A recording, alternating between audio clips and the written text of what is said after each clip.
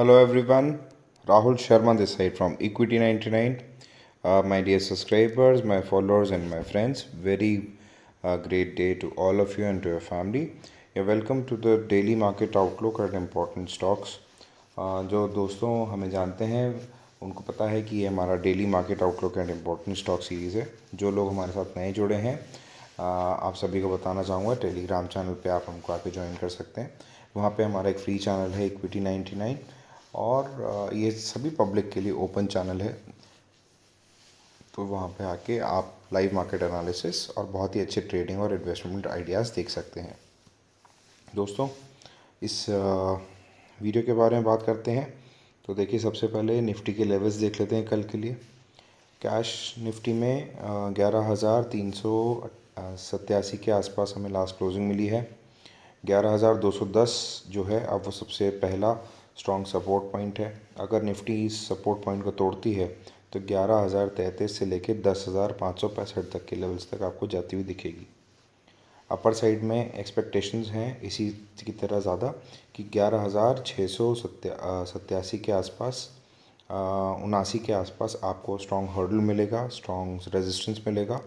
Crossover होने के बाद में निफ्टी जो है 11,971 से लेकर 12,440 तक के लेवल्स तक जाने का दमखम रखती है।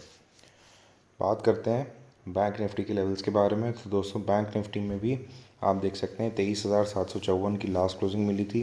23,018 का जो लेवल है, मान लीजिए 23,000 का ही लेवल आप मोटा मोटा पकड़ के चलिए कि जो पहला सपोर्ट पॉइंट है, अगर वो तोड़ती है बैंक निफ्टी तो नीचे के साइड में हमारी एक्सपेक्टेशन है 22,278 से लेके 20,430 के लेवल्स तक भी जा सकती है। अपर साइड में हमारी एक्सपेक्टेशन है 24,865 और बैंक निफ्टी अगर इन लेवल्स को तोड़ के अगर क्रॉसओवर करती है तो बैंक निफ्टी जो है 25,972 से लेकर 27,820 के लेवल्स तक जाती हुई दिख सकती है। दोस्तों बात करता हूँ अब मैं आपको इस बारे में कि कुछ इम्पोर्टेंट इस वीडियो में हम लोग ये बताने जा रहे हैं कि देखिए डेली की तरह हम इस वाली वीडियो सीरीज़ में आपको स्टॉक्स की रिकमेंडेशन नहीं दे रहे हैं।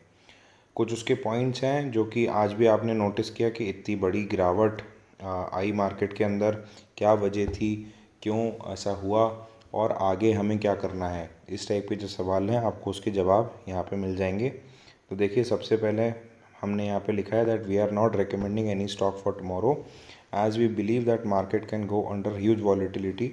We suggest you to keep away from tomorrow's trade. मतलब कि आप अब भी हम लोग इस वीडियो में कोई भी स्टॉक रेकमेंड नहीं कर रहे हैं और हमारा ऐसा मानना है कि मार्केट एक बड़ी वॉलीटिलिटी की तरफ बढ़ रहा है। तो हम सजेस्ट करना चाहेंगे कि आप मार्केट से आप कल के दिन या एक दो दिन आने वाले एक दो दिन थोड़ा सा दूरी बना के रखें। इन्वेस्ट करने से पहले कई बार आप उसको सोचें समझें, क्योंकि मार्केट में बहुत ज़्यादा वॉलीटिलिटी आई हुई है। और देखिए पहले से भी ज़्यादा कॉशियस रहने की ज़रूरत है, क्योंकि हमें दिखा है कि हमारे ही दिए हुए काफ़ी सारे स्टॉक्स में स्टॉप लॉस हिट हुआ है और उसके अलावा भी जो बेहतरीन फंडामेंटल और टेक्निकल चार्ट्स पे जो कंपनी थी उनके भी एसएल वहाँ पे हिट होते हुए हमें दिखे। तो हमें ऐसा लगता है कि जो स्टॉक जो मार्केट अभी तक अप्रिशिएट भी कर रहा था उस पर भी भारी गिरावट आपको देखने को मिली एक ही दिन के अंदर। तो हमने चार्ट्स पे ऑलरेडी हमने इंडिकेट कर लिया था कि ये एक एक्सपेक्टेशन थी कि भैया मार्केट में करेक्शन आनी है। कब आनी है कैसे आनी है हमें एक्सपेक्टेड नहीं था, बट ये आज आई। तो देखिए चार्ट्स पे ऑलरेडी हमें मार्केट जो था वो एक ओवरबॉट जोन के अंदर चल रहा था। तो हमें पैनिक और करेक्शन की एक्सपेक्टेशन तो थी। हमने इनफैक्ट टेलीग्राम चैनल पे लोगों को फ्राइडे के दिन पे वार्न भी किया था कि आपको कॉशियस रहना है, क्योंकि हमें लग रहा है कि आने वाले समय में मार्केट में गिरावट आ सकती है। और वही हुआ जो कि आपको 31 अगस्त के दिन के ट्रेड में देखने को मिला है। और उसके जो गिरावट आई है उसके आने वाले अब एक दो दिन जो हैं अपने 1 सितंबर 2 सितंबर उसमें भी आपको बहुत ज़्यादा वॉलीटिलिटी नीचे की तरफ आती हुई दिखेगी, नहीं तो कंसोलिडेशन आता हुआ दिखेगा। कई बार मार्केट पलट भी सकता है। तो ऐसे में ट्रेड करना बहुत ही नुकसानदायक हो जाएगा। तो हम अपने सभी ट्रेडर्स को कैपिटल प्रोटेक्शन ज़्यादा यहाँ पे अभी ज़रूरत मानते हुए हम आपको सजेस्ट नहीं कर रहे हैं। देखिए सेम टाइम पे कुछ ऐसी न्यूज़ भी आज दिन भर से डिस्कशन हो रहा था मार्केट में कि जीडीपी कॉन्ट्रैक्शन होने वाला है, जीडीपी की रेट में बहुत ज़्यादा कंट्रैक्शन आने वाला है।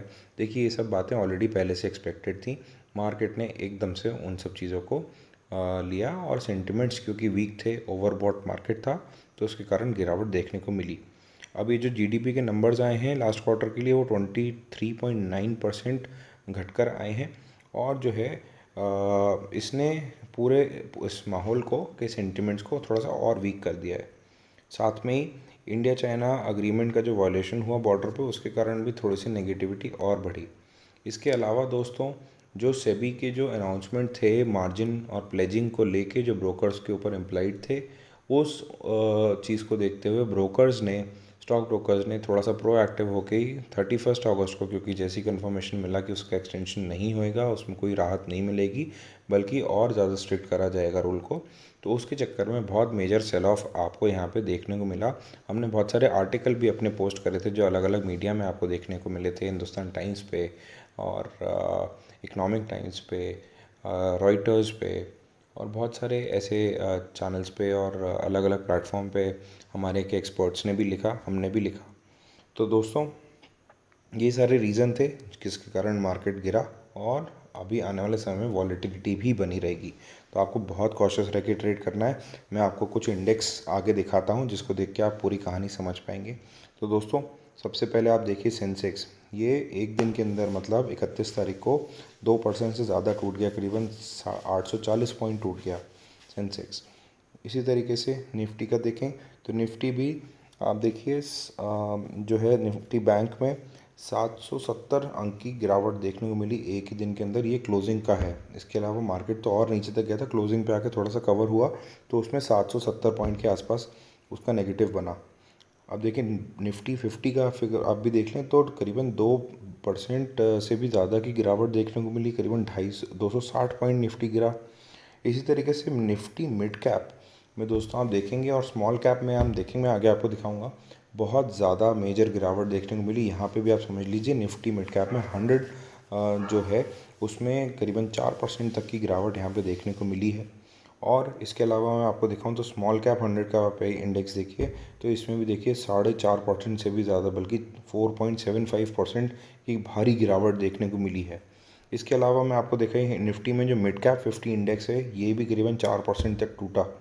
तो दोस्तों मेरा बोलने का मतलब ये था कि ये जो निफ्टी के जो अलग अलग स्मॉल कैप और मिड कैप के जो इंडेक्सेस बने हुए हैं इनमें बहुत ज़्यादा भारी गिरावट देखने को मिली है और हमें लगता है कि आने वाले समय में स्मॉल कैप और मिड कैप में और करेक्शन आ सकता है। तो हमें यहाँ से रह के बहुत ही कॉशियस रह के ट्रेड करना होगा, बहुत संभल के ट्रेड करना होगा। कैपिटल प्रोटेक्शन हमारा सबसे पहला मोटिव है, अभी यहाँ पे हमारी टॉप मोस्ट प्रायोरिटी है, तो आप उस सब चीज़ों को मान के चलें। अगर कोई स्टॉप लॉस अगर ट्रिगर हो रहा है तो आप वहाँ पे माल बेच दें।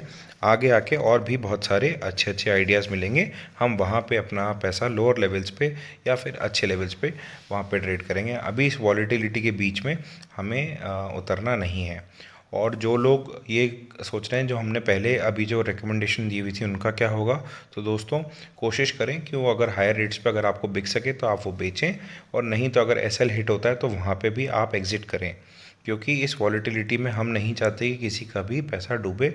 अगर लॉस होता भी है तो हम उसको आने वाले समय में कवर कर सकते हैं, पर इस वॉलेटिलिटी में पड़ के और नुकसान नहीं करेंगे। तो जब लेवल्स अच्छे देखेंगे, जब वैल्यूएशन सही देखेंगे, हम वहाँ से परचेस करेंगे सारे स्टॉक, और उसी हिसाब से आपको हम रिकमेंडेशन यहाँ पे यूट्यूब पे भी और टेलीग्राम चैनल्स पे भी देते रहेंगे। This was all for the day. This was Rahul Sharma from Equity 99। Thank you so much.